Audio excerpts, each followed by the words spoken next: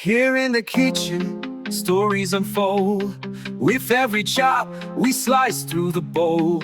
Gather around, let the flavors ignite. Real stories shared, bring a night to life. From simmering dreams to tales untold. In every bite, see the magic unfold.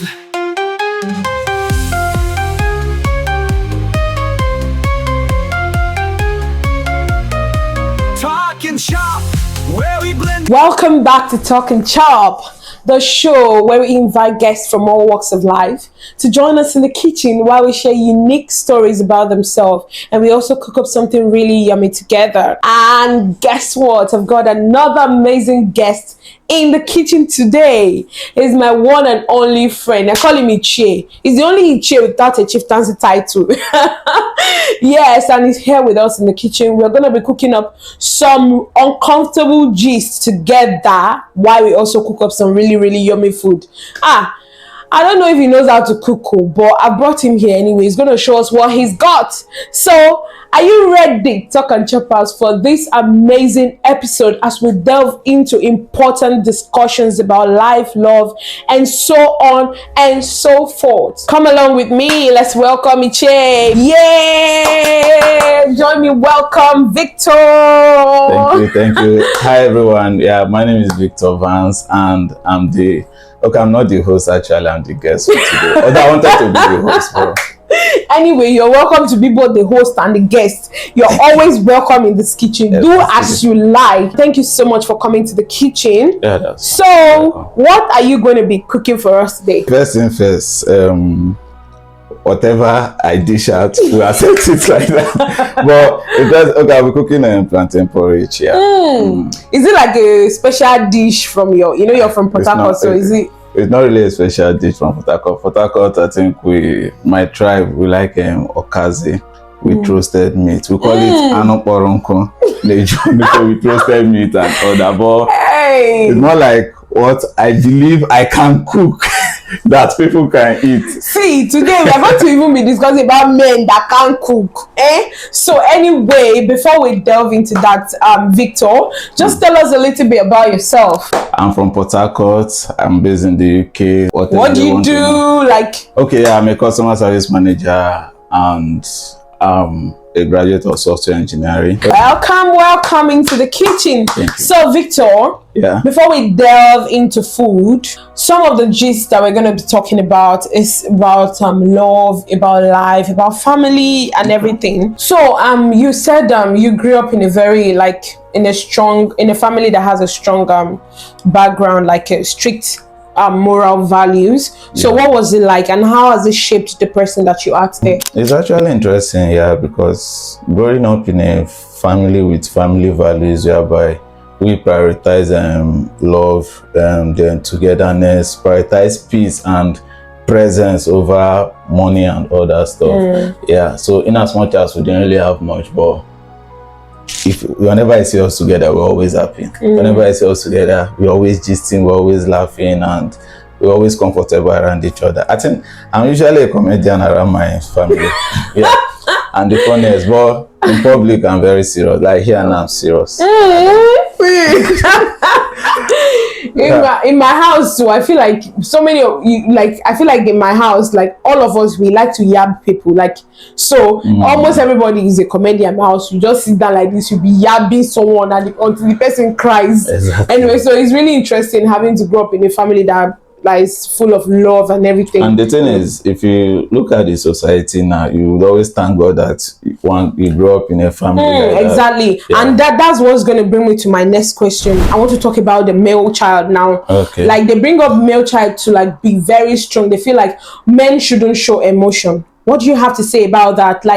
Should men show emotion or should they not? It's actually an interesting question, because now I'm a Christian, so most times I tend to want to make reference to the Bible in some things. And when you look at the Bible, one thing about Christianity is living a Christ-like life. And you look at the life of Christ, he wept, I think, twice in the Bible. Thank you. First was for Lazarus, his friend. The other was, I think, was in Jerusalem that we are ignored for the ignorance of people. So there is nothing wrong with a man crying. Yeah, but one thing I usually tell people is that if you want to cry, cry. But the moment you are done crying, stand up and get pick to your work. bag. You don't just cry and say if you want to cry, cry. So I think crying for men, yeah, showing emotions, there's nothing wrong with it, but it is better tamed. Yeah, it is better themed. It's not that every small thing you start crying. Start crying like baby. On your wedding day, you're crying. Instead of the lady to cry, I don't want to cry. Wait. That's a controversial issue. If you see the men, see, men will come for you if you say they should. Okay, I'm not saying they shouldn't cry, but get the point now. Like, we know women to be the more of the emotional angle than men. Yeah, then the woman is not crying, then the man is crying. See, if you're talking now, you're talking to your director, because on our wedding day he cried, I did not cry. It was when I saw him cry, I said, this guy is crying.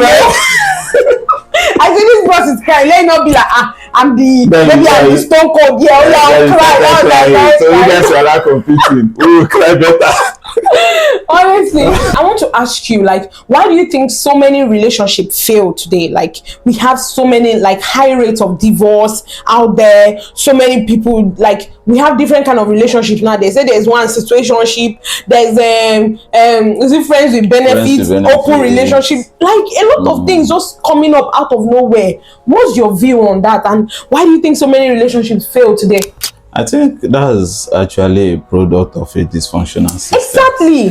That's a product of dysfunctional system, and based on the society which one grows up in. Society is one of the major factors. People are easily influenced. We look at what they call it, like back home in Nigeria, yeah, you see a guy striving, they'll be like, you have to provide. I've seen people, a friend of mine was saying, I need to make money first before I go into a relationship. I'm like, bro, what's up? You are going into a relationship. Job. Like, I don't know. Not the father of the girl, yeah. If she's broke, don't meet your father. Yes. See, and I usually tell people the best time to find relationship is mostly in the university. Exactly. Yeah, because both of you are under an authority. Yeah, so the father is providing for her. Your people are providing for you. So yeah, that's the best time. But now they believe the man should provide, the man should take care of the bills, the man should do all that. Honestly, I feel like ladies are just being impossible these days. I was reading something online today, and then the lady said she realized that she was like having temptation to cheat on her man. So because of that, she now told the man that because she loves the man, she does, like, they should go on a break for a few weeks, but the man should still be there and still be taking care of her. So when the man now agreed for them to go on the break, the man now said, but I will not be responsible for anything that has to do with you for those period of the break time. And then she went on the break for 2 months, and when she came back, to that shit, the guy has already had another relationship, and she was ranting online that the guy betrayed her. It was only a break, she didn't ask for them to break up, blah blah blah. I'm like, Jesus Christ. Like, why are you asking a man to even provide for you in the first place? Why can't you work hard? You see, that's the issue with the society. Yeah. They look at relationship as something to have fun with and all that. That's why you have lots of friends with benefit and all that. They don't understand the commitment that relationship entails. Because why would you want to take, sometimes they call it step out a bit. So why would you want to step out in a bit when you are in a love relationship and you come back, you want your partner to forgive? And I usually tell people this. If he's on a break, I usually tell, in school. I usually tell people this, yeah. If you forgive a partner, or usually men to women, yeah, if you forgive a woman for what she knows she's not supposed to be forgiven for, you will pay for it. Yeah, because if you forgive, dropping bars. No, so that's the sincere truth. Yeah, you see, most of the days, if you forgive a cheating partner, the tendency first. But balance this thing, though. It's both male and female. No, it's both male and female. Yeah, but I'm not now. The emphasis is on the male angle to the female angle. Why I'm placing emphasis on that area the more is because now a man can actually cheat. And this thing, the woman can forgive. There are consequences actually. Is it supposed to be like that? No, this is the thing, yeah. In the end, we accept the love we think we deserve. Yeah. That's true though. Yeah. We accept the love we think we deserve. In the end. So if someone cheats on you and you decide to take them back, it means you feel you deserve it. That's God. Nice one. Exactly. Nice one. I feel it. So yeah, that's true. Continue. Yeah. So I think that's just it. Yeah. People go into this relationship thing first because they are weak. Two, because they feel the need as a man. And most times I think it's the societal influence and background growing up. Hey, as a man, you must provide. Hey, you are the head, you must provide. But we forget that provision is not necessarily finance. Yeah. You can provide security as a man. You can provide safety and security. There are different ways to provide for the home, not really financial provision. But most people place emphasis on financial provision, that is the duty of a man to provide financially. See, if it was back then in the olden days, maybe the woman then is not working, the man is the only one working, and then things were affordable. And all that, the man goes to work, come back and provide. Yeah, that's fine. But now in this dispensation we have, especially in the country like UK, where everybody is working, you pay bills monthly, everything and all that. Then you expect just a man to provide. And this is where the plot twist is. You went to school, he went to school. They gave you money for feeding, they gave you money for feeding. They paid your school fees, they paid the school fees. You graduated, he graduated. You got a job, he got a job. You both are earning the same thing, and he will be the one spending on you. It doesn't make sense. Then why go to school? Why not just stay at home and all that? It doesn't make sense. So, like, you mean that the ground should be leveled for both the male and the female? I think since it's a leveled playing field, like it should be like. Yeah. I think the ground, it's not more like equal in terms of equality. It's more like equity, complementing each other's weakness. All the successful marriages I know, whereby both parties are successful, like 20-something years together and all that, that I know. And longevity in marriage doesn't equate success at all. Yeah, so at all the successful marriages I know, both parties put income together. Both parties prioritize, okay, this one is taken care of. I know of a marriage whereby the lady was taking care of the man will take care of the school fees and every other house related thing. Then the woman's salary, they were using it to build the house. So by the time the children will finish, they have the house of their own. Now the children are out hustling, they are in their big apartments enjoying and all that. You understand? So that is the togetherness to build. Now if you expect to relax, you have a certificate, you have a degree, you went to school, and most times if women become best graduating, you are best graduating, you was not then you now expect it's not, I mean, today you will break this kitchen, or you are breaking tables today. So let's go into the food part. So let me tell you something, if you cook this food, if it's not sweet, I will blow your trumpet. I will call you out. I will tell everybody that this food is not sweet. Let me come myself out in advance. Real story, shared plates. It's a brand new start in this kitchen. We're a family tonight. Food and stories, everything feels just right.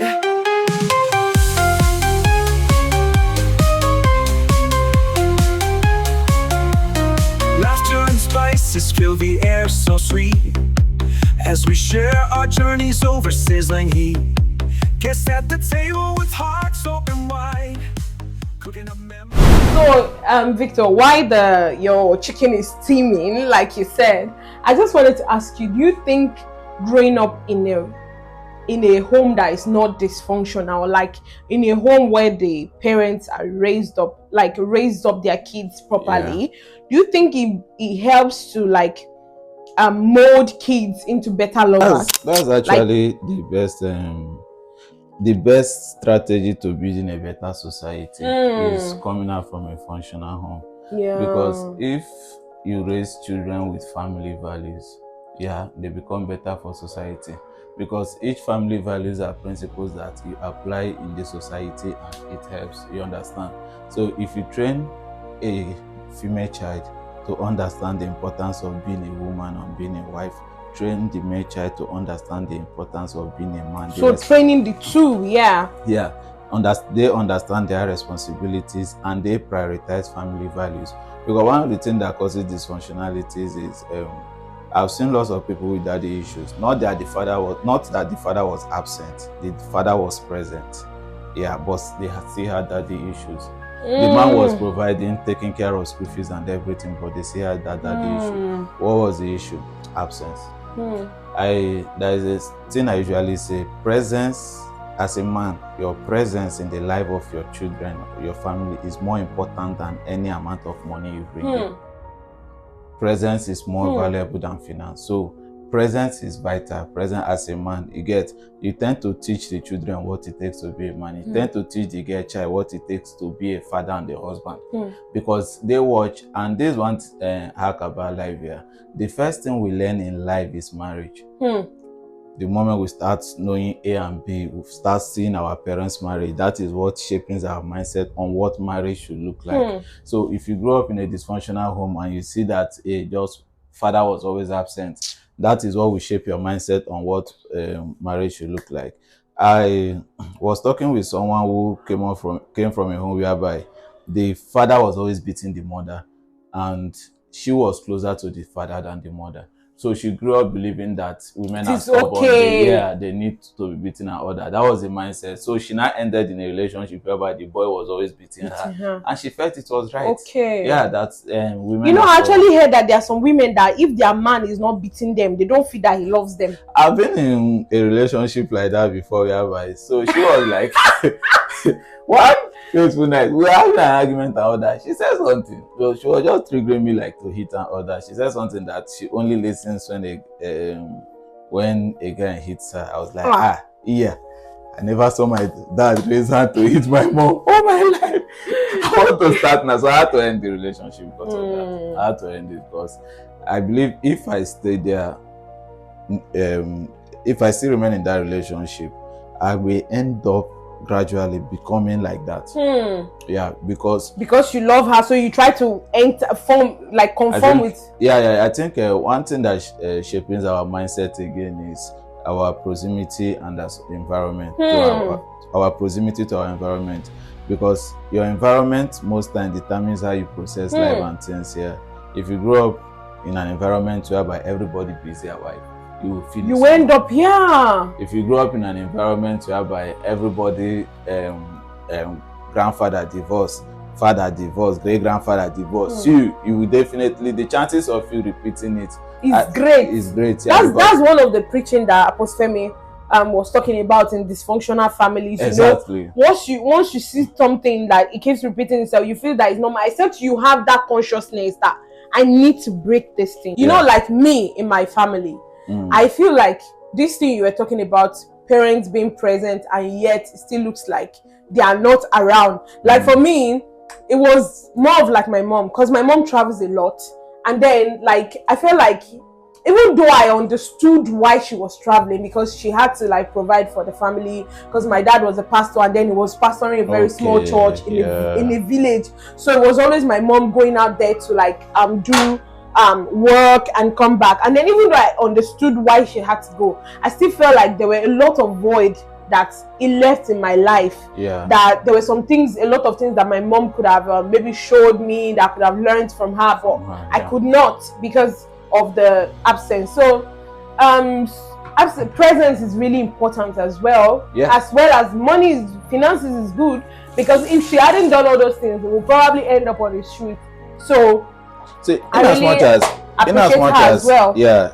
the thing there is creating a balance. Exactly. There has to be a balance. There should be a balance. You won't be absent in your child's life. And this is the thing here. There are men that most of the people have had conversations with in respect to things like this are mostly people whose dad are offshore workers.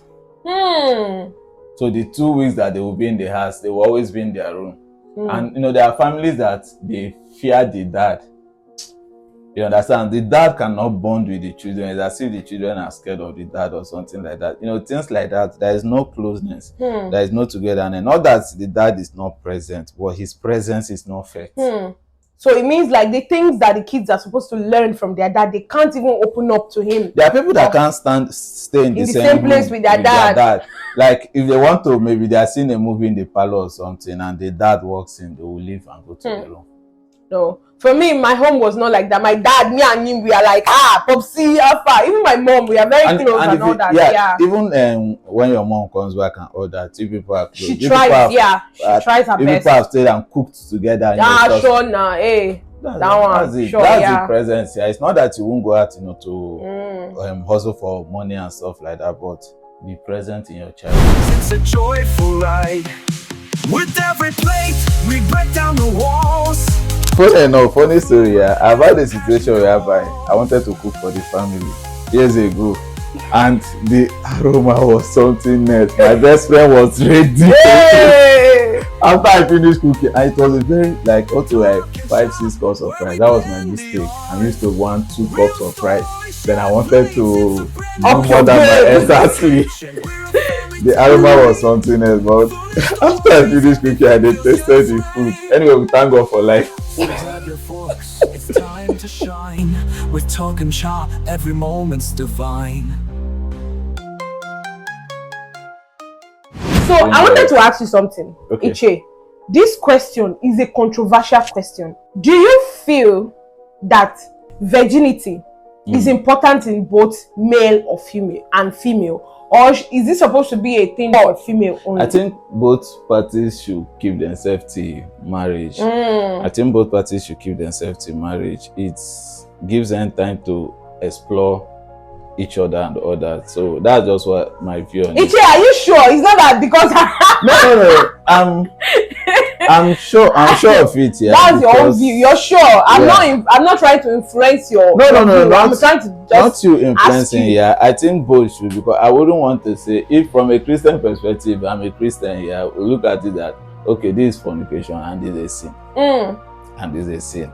So flee from it. Exactly. Flee from I it. agree. Yeah. You know, these days I feel like talking about functional families and dysfunctional families, I feel like, see, it's not like if you're not a virgin, it's not like it's a problem, it's wrong, or you have, in fact, if you've sinned, you can always come back and to God, and God will always accept you. But if you can, like, if you do not, like, if you've not gone astray, then just stay pure,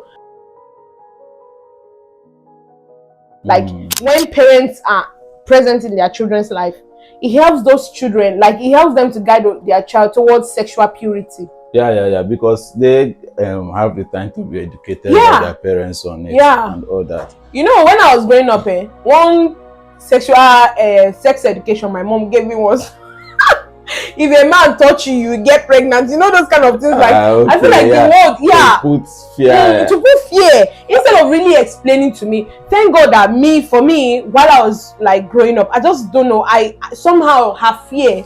What the fear she put in me, somehow it worked on me. I just had that fear, even though I don't know, maybe me too, I'm old fashioned.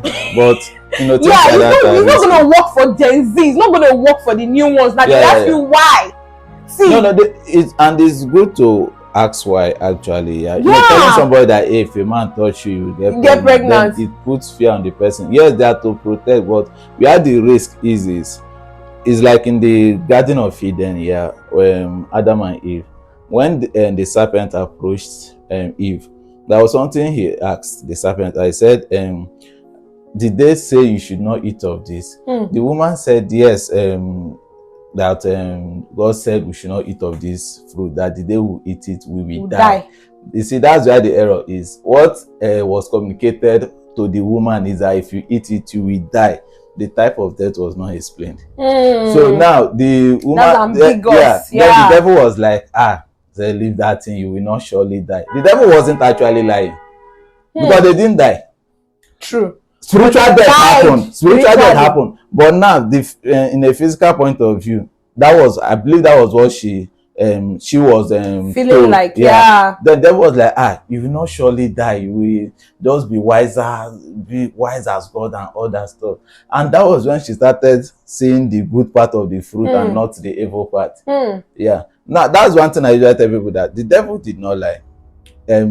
deception is not lying. It's not an outright lie. You get, deception is like selecting the truth that will fit an agenda and leaving the rest. You not knowing the entire truth, you're working on the truth you have, and you jump in and you be like, this is it and all that. So that was just what happened. If you look at when the devil was tempting Jesus, it was the same thing. The devil was quoting scriptures, for it is written, and it was written. Yeah, true. For it is written, and it was written, but he didn't finish the scriptures. He was always stopping halfway. Why? To deceive. So that was what happened. Yeah, if you tell a child now that, hey, you get pregnant now, someone means that you not get pregnant. Okay, I've taught you, are you pregnant? That is where it's like, that is where deception comes in. So it's very risky. So when the child feel like, he touched me, I didn't get pregnant. The second person touched and didn't get pregnant. That means my mommy was lying. That's where issue comes in. Then she wants to now explore. You get me? So that's just the dangers of saying that. Yeah, training a child in that manner. Anyway, my mom, she was, I don't know. I was helped. It helped me. Yeah, it helped me because, well, that's what I'm saying. It will not work for people now because I have this, my little baby, what's her name? One of my friend's daughter. When she will just come to you and she will ask you questions, like big questions. I'm like, young lady, why are you asking me this? If I'm in the car and I'm not wearing my seatbelt, she'll be like, auntie, can you put on your seatbelt? Like, so imagine telling that kind of girl that, oh, if somebody touch you, you get pregnant. She'll tell you why. Immediately she will go and try it and say, hey, see, mommy, I'm not pregnant, So I feel like the approach should be different these days. Yeah, I think the approach, and I don't really see a point of lying. Just be outright. It's something they will find out in the end. And one of that dangers is, if you lie to them, where they find out the truth matters. If you lie to them and you later tell them the truth, that's different from them finding it from the society. Outside. Yeah, from outside. You get, because they will not tend to want to believe outside over you. Yeah, because now the trust is broken. Yeah, the trust is shaking. I won't say it's that broken though. Yeah, but it's shaking. But they are still children, they are growing up, but they want to, let me see what this person is talking about. And another danger again is the kind of association they keep. If they have an association whereby this person has been exposed and they converse with this person, and this person say, that is a lie, I did this and anything happened, I might not see here and all that, they'll be like, I've seen people come from good homes who ended up becoming smokers, who ended up becoming. Now, there is this I usually tell people here, if you are in an environment whereby they say, Bible said, train up a child in the way he should go, he won't depart from it when he is old. Yeah, there is a pattern you'll be trained. Yeah, but if you are not properly put in the right pattern, put in that way that you should go, and you go to the society will easily take you out of it. But if you are trained in a pattern here, no matter the influence that comes, you have wisdom to know when to avoid a situation or not. For instance, I had a best friend of mine here, and when he was in school, so he was in a compound, a very good friend of mine here. He was in a compound whereby they were staying together, like a flat, 2 or 3 bedroom flat or so. Everybody there smokes except him.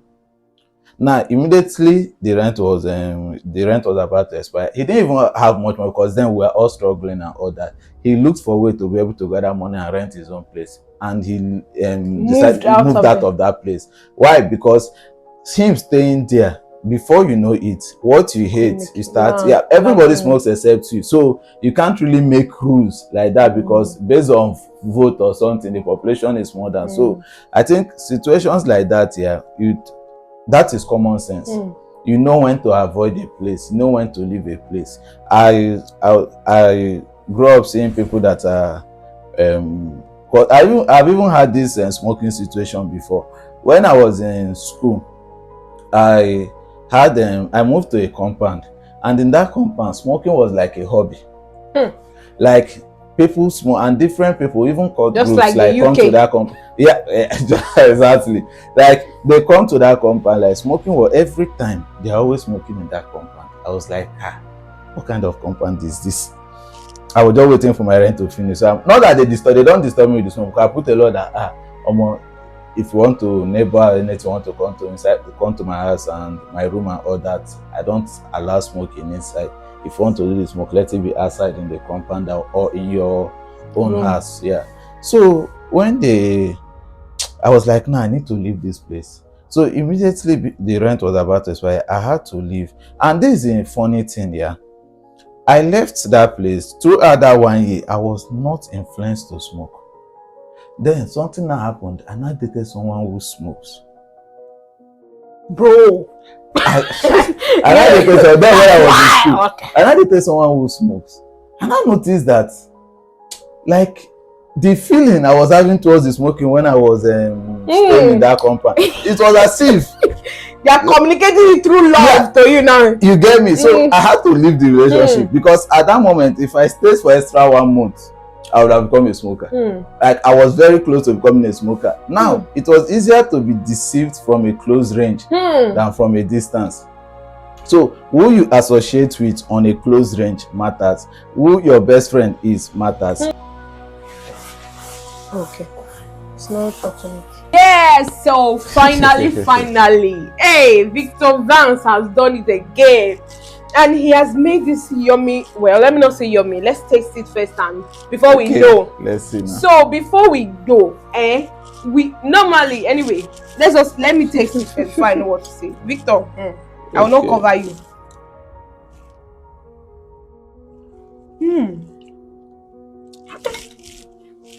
Wait first. I don't understand. Let me taste another spoon first. Okay, that means it's nice. Let's see.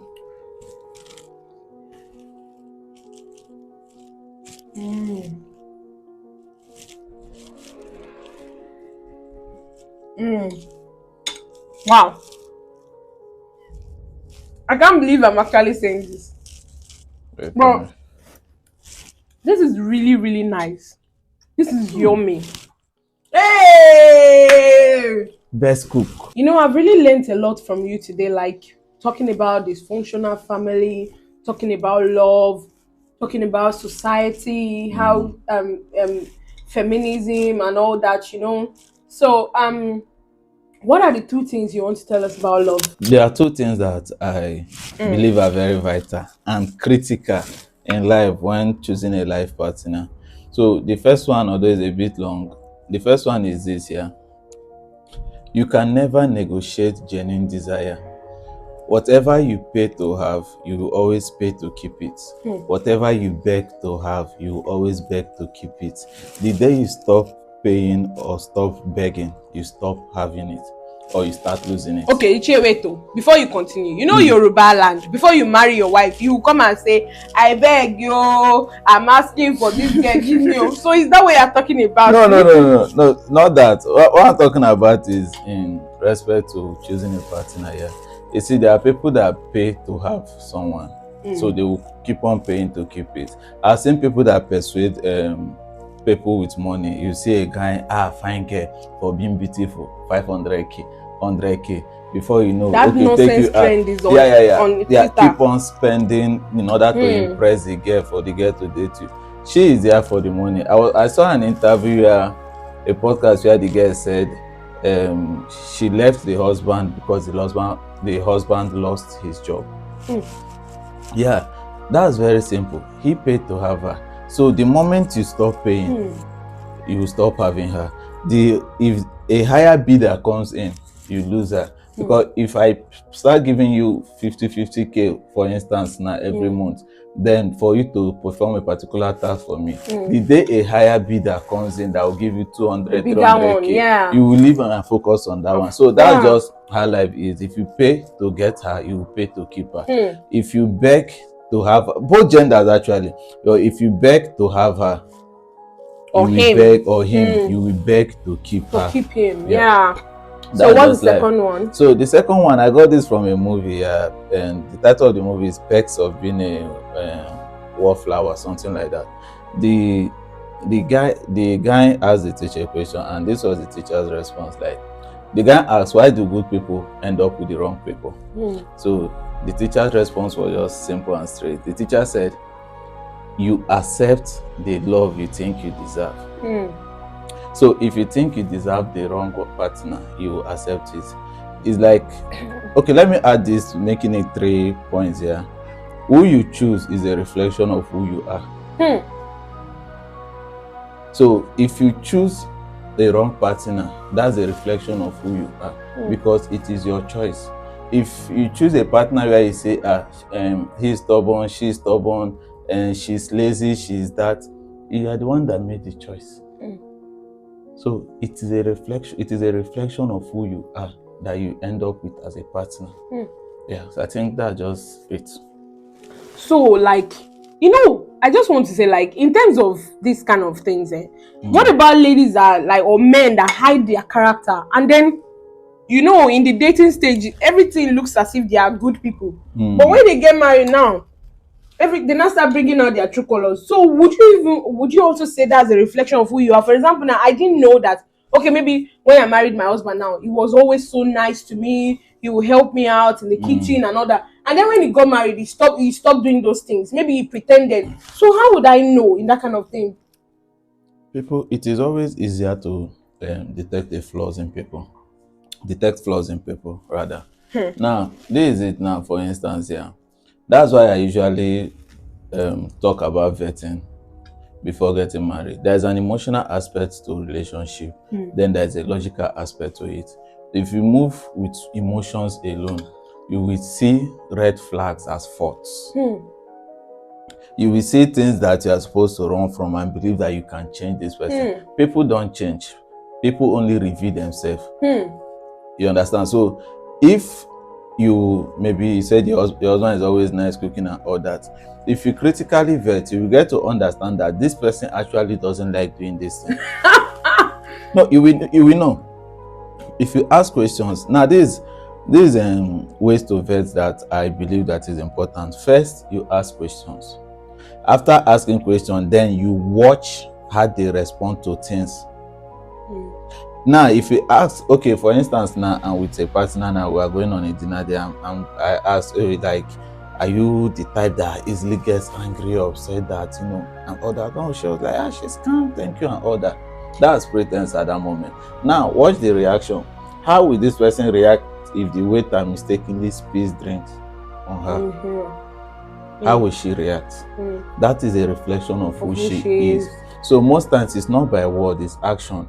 If you are emotional, if you use emotions to approach things like that, I think I was one Pastor Heritage ministration one time. Yeah, she said back in Nigeria, she was going on a date with somebody also, I can't recall, and the person came down from the car. I think the car scratched and started. I remember, yeah.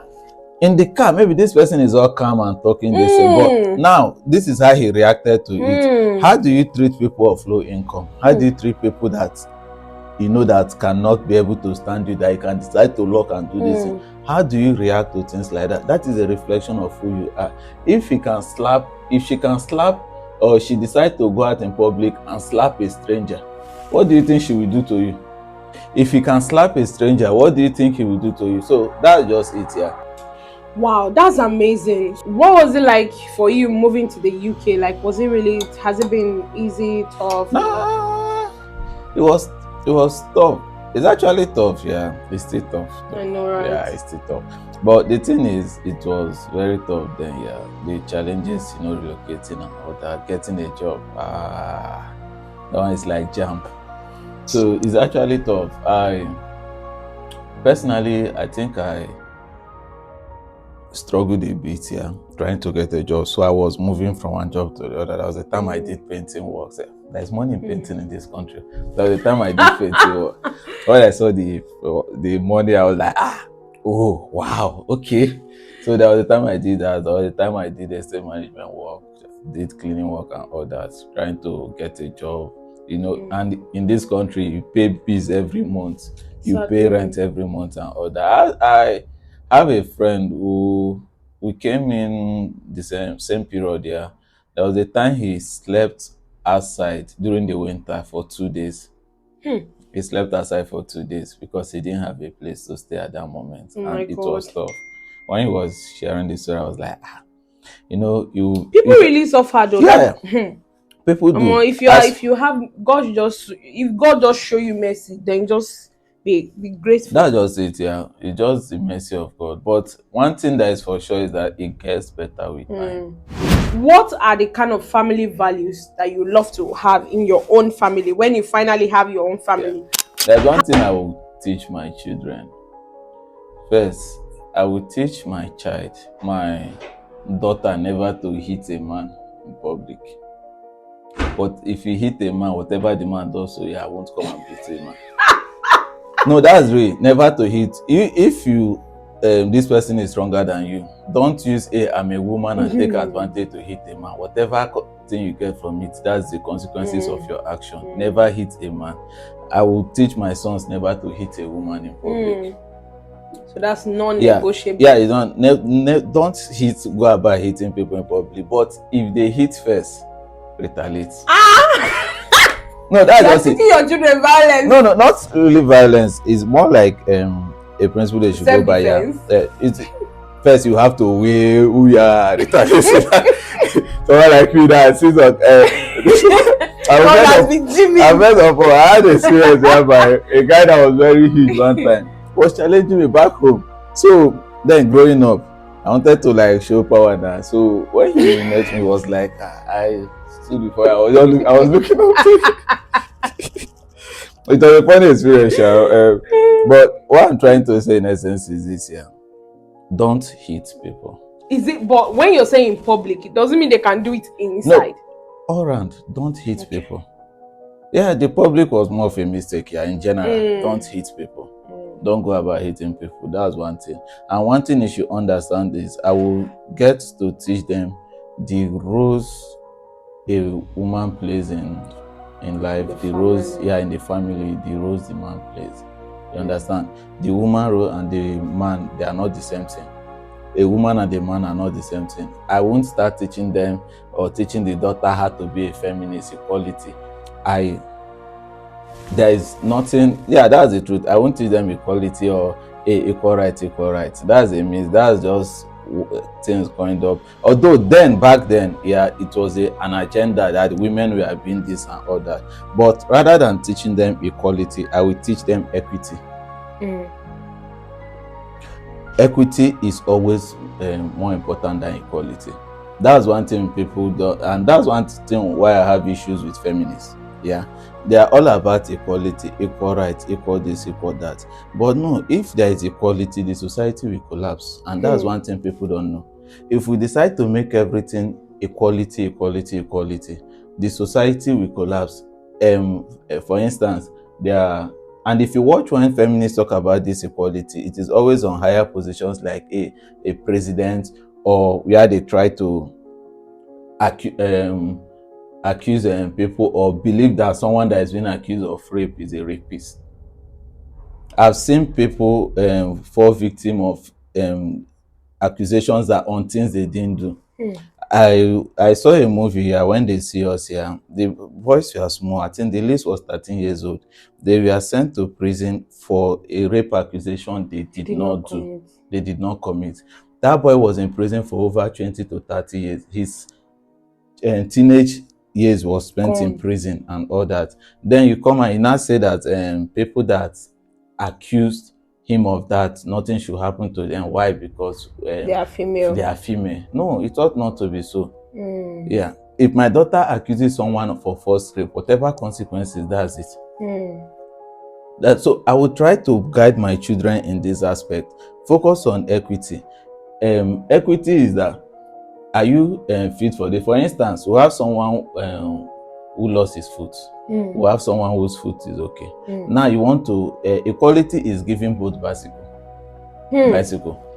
Now this one whose foot is okay can ride it, the other one cannot. But equity is what? Getting a wheelchair or something for this other person that he can control and giving this other person a bicycle. That is equity.